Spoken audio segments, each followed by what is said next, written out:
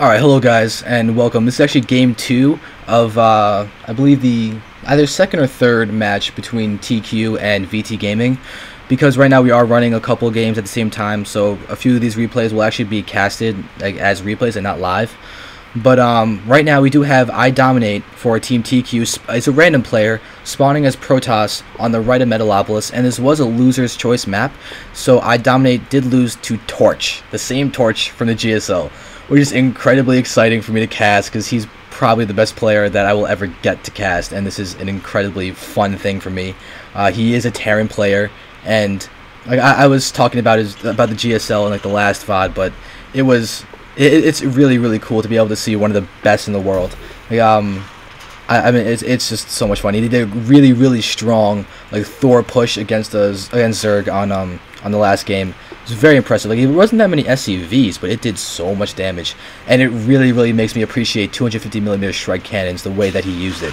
Very impressive, and really shows prowess in this game. I'm just impressed. I'm a complete and utter fanboy, stuttering because I have no really idea what to say, but the fact that I am in complete awe of the fact that I am commentating TorcH live, and it's very enjoyable, and I'm really curious to see what he's going to do in this game, because the great thing about him playing as a random player is that I actually get to see him do strategies against almost every single race. Like, if iDominate wins this, and then he actually then will become spawns as a Terran in the next game, that would be so cool to be able to see his strategy against every single, or one of his many strategies against every single race. So this is incredibly fun for me to watch. You can see that he is going for a barracks just at a normal time, so really nothing crazy going on. He's not walling off, which is interesting. Like, I'm pretty sure that's just in case like his opponent was maybe a Terran or something, where they could actually snipe the supply depots in certain situations with siege tanks or something. You can see fast out next core. I'd be curious to see if a Zealot comes out, because TorcH did seem to have a really strong early pressure game in the last game, so it might be wise to get a Zealot beforehand, but it does seem that he's just gonna go for the Stalker first, judging from the fact that he's still spending all of his money on this. He technically, if he canceled that probe, he'd be able to build a Zealot, but it doesn't seem like he's planning to do that. He is covering the line of sight blockers. Very smart. I can tell you right now that in these positions, drops are very powerful, and it seems that TorcH might actually be doing a similar thing to last game. You might actually have another Hellion opening, or maybe he's going to go for like a fast Marine push. We can see what will actually happen. iDominate is starting to get his Stalker, so he's going Stalker first. That could be dangerous. If it does seem that it's going to be a Hellion opening, so actually it might pay off for him. Oh, 1-1-1 build. We're going to have the Starport coming out right now, and TorcH could theoretically plop down a tech lab on this barracks, then float it onto the Starport, and use the Starport to produce Banshees, and just continue a harassment game that would completely crumble most players, because it's a GSL quality player going for a harassment, and that's incredibly dangerous to deal with. Now we can see that TorcH, he really doesn't seem to be going for a lot of SCVs. He might actually be relying on the mules for a lot of his income, because he's going for very powerful pushes, as opposed to macro games, it would seem. You can see that I'm sorry for that little stutter, but we can see that iDominate is just spreading his pylons, going for a fairly normal build. He's really watching out for the drops. You can see that the Stalker's there, but we have Hellions in the main. Hellions are in here. They're roasting probes. That's really going to be detrimental for iDominate's attempt to win.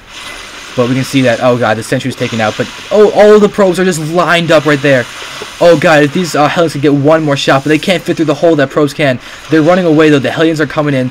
They can actually hit so many probes like this. Oh god, this is so bad for iDominate. The Stalkers do take out the Hellion, but that was so much damage.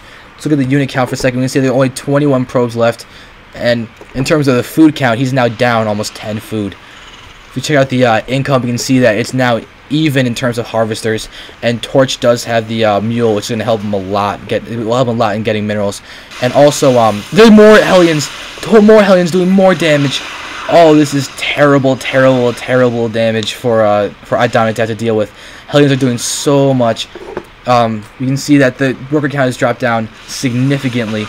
The Stalkers are out, and really, it might be time for iDominate to make an all-in push, because honestly, the farther this game goes, TorcH is going to have an increasingly large advantage. He does have a medevac, so he could actually drop with these Hellions now and do a lot of damage. And iDominate does seem to be experiencing some lag, which is really hard. It makes it a lot more difficult to deal with early pressure like this with the Hellions and the harassing if there's a lag present. We can see that he does suspect drops. He's been suspecting drops this entire game, and we can see that it seems that TorcH has no intentions of really doing much right now. He does have 4 Hellions, or really 5 Hellions, but he can drop all of those. A Raven is out. So if I had to take a wild stab at something, I would say that a lot of the ways that people have been trying to get back at TorcH from his economic damage would be DT harassing, which makes this Raven make a lot of sense. And it does seem that he is going to get a Banshees. He might use the Banshees for some harassing, or just push with them in his main army just to add a lot of DPS. We do see an Observer is coming out, but with that Raven out, if this Observer gets close to TorcH's army, that Observer is going to die. TorcH is expecting something from the back. He's not even covering his front. Okay, I take that back. Now he's moving out to his front. We can see. I'm curious to see if he's going to go for another attack or what. But we can see that right now, iDominate is really struggling to get his economy back up. He's spending all his money on probes, and he's trying to get Colossi. That's very risky with already damaged economy, because Colossi are so expensive, especially when you add in the extended thermal lance.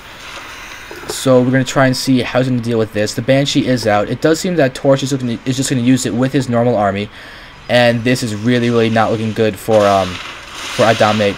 A point defense drone could just seal the nail in the coffin for iDominate's fate, because this point defense drone will actually stop about 20 attacks or so from the Stalkers almost immediately. And right now, Stalkers are the only unit that really can do any DPS for iDominate. And TorcH is going to be able to push in and take this game if he decides to do it right now.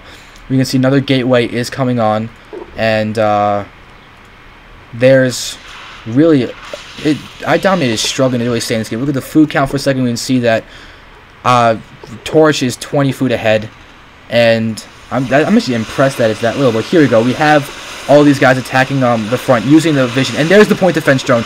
There's a nuke. Oh my god, I completely missed the nuke. Where is that nuke silo? There it is. Jesus Christ, there's a nuke. That's so cool. TorcH's gonna have to pull his army back, but really they could take out all of these probes. The nuke is about to land. TorcH is gonna pull back, and there's the nuke. Oh god, it takes out every single probe mining the minerals. And there's GG from iDominate. That was so cool by TorcH using a nuke and a really cool army composition in order to go in and deal so much damage. I am incredibly impressed with that. GG, VT Gaming. I am so impressed right now. Thank you so much for doing it with us. Guys, continue watching, and I hope you enjoyed this.